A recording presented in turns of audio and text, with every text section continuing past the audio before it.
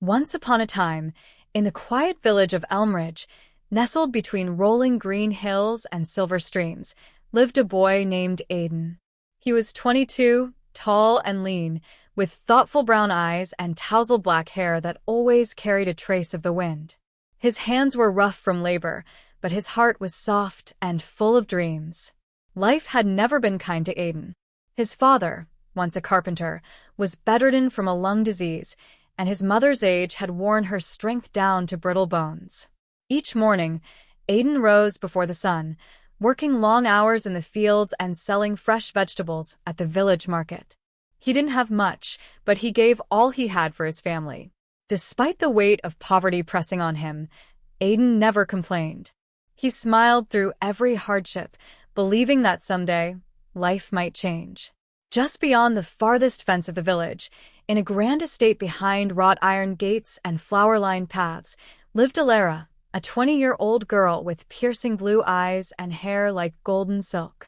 She was the daughter of Gregory Thorne, the richest man in the region, who owned almost half the land in Elmridge. The Thornes were respected and feared. Their word was law, their wealth untouchable.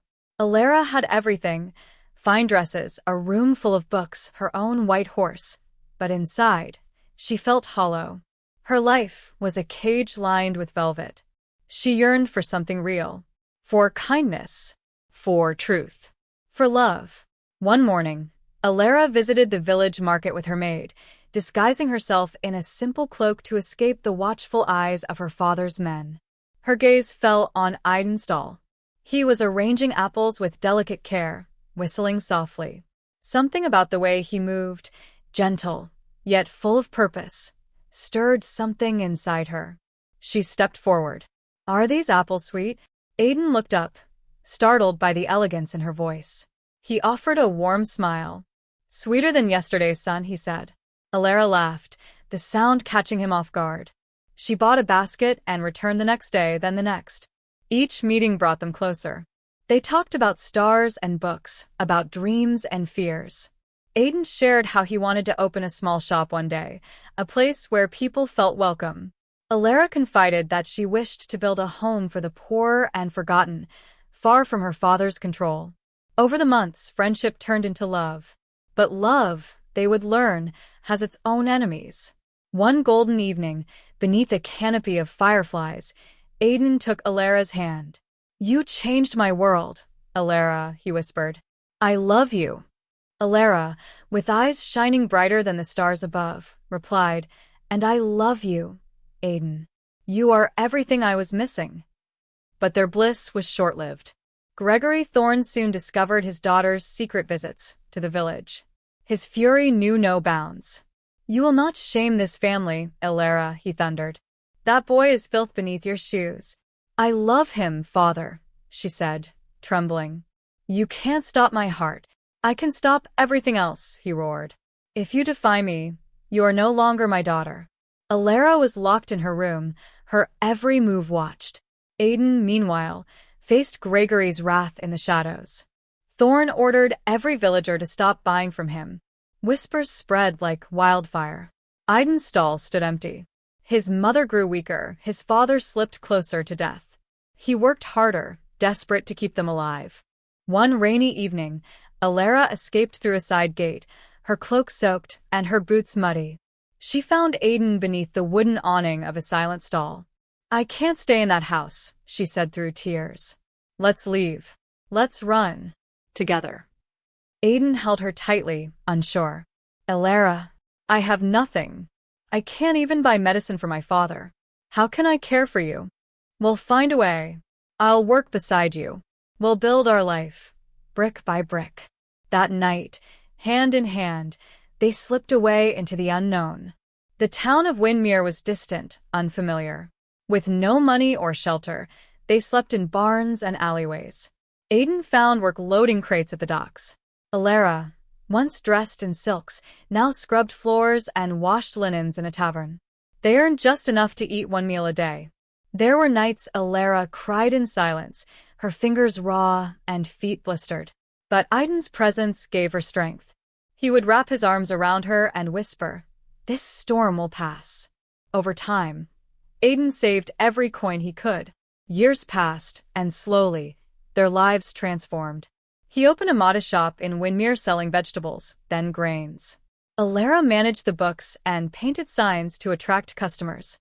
One day, they stood outside their shop, now painted white with green shutters, watching people walk in and out. "You did it," Alara said, holding his hand. "We did it," Aiden corrected, smiling. Back in Elmridge, Gregory Thorne sat in his grand study, older and lonelier. News reached him of a small shop in Windermere run by a young couple, his daughter and the boy he once despised. Word of their kindness spread. People spoke of how they gave food to orphans, how they helped the sick and poor, how they never forgot where they came from.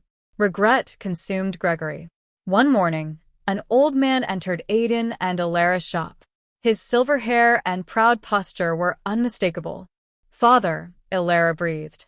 Gregory lowered his head. "I came to ask for forgiveness. I see now. I was wrong. You two built what money never could: love, respect, and peace. I was blind, but I want to see now." Alara ran to him, tears streaming. "I forgive you, Father." Aiden extended his hand. "Thank you for coming." Gregory stayed in Windermere for a few days. He watched how customers smiled at Aiden and Alara, how even the poorest felt welcome in their shop.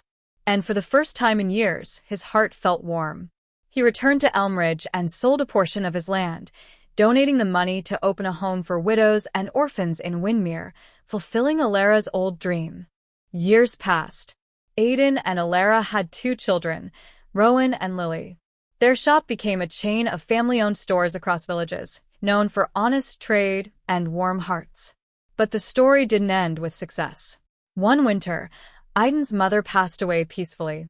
On her bedside, she whispered to Alara, "He's always been strong, but you gave him wings." Alara cried that night, and Aiden held her close, just like he always had through every storm.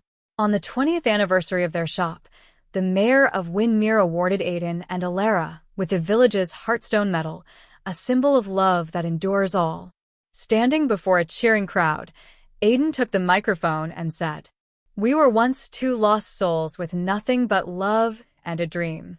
Life was cruel, but we were kind. The world was cold, but we were warm to each other. And in the end, love was enough." Closing narration for video. They came from 2 different worlds, but their hearts beat as one. Aiden and Alara proved that love, faith, and hard work can overcome the deepest divides. True love is not measured by gold or titles, but by how fiercely you hold each other when the world tries to pull you apart. If this story touched your heart, don't forget to like, share, and subscribe for more beautiful tales of love and resilience. Because somewhere out there beneath the same sky, someone is fighting for a love just like this.